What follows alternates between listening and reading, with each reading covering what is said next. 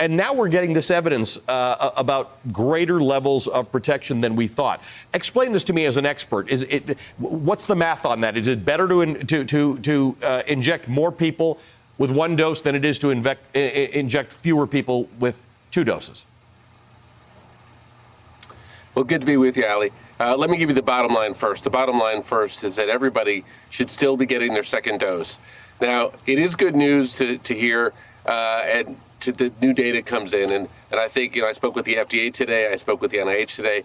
They pour over new data as it comes in, multiple studies. But the thing that I think to keep in mind is not just the efficacy of the vaccine, but the durability of the vaccine.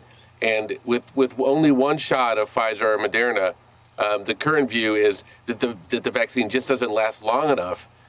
So the second dose is really, really important.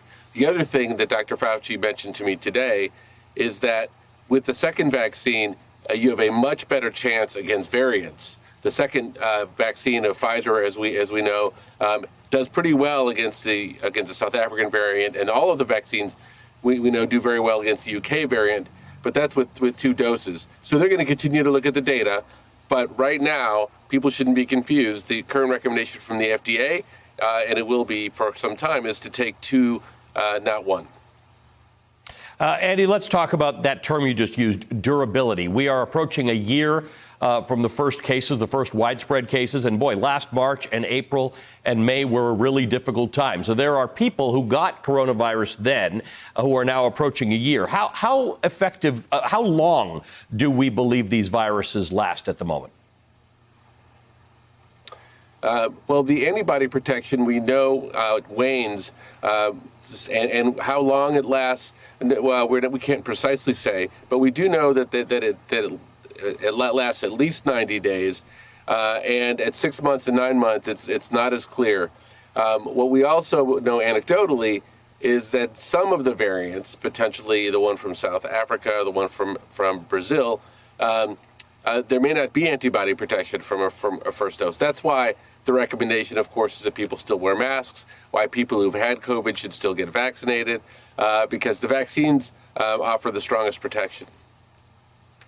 Andy, let's talk a little bit about the rate at which people are being vaccinated. We're at about 1.6 million doses a day, but it seems that if we were not constrained by supply, we could be at a higher number than that.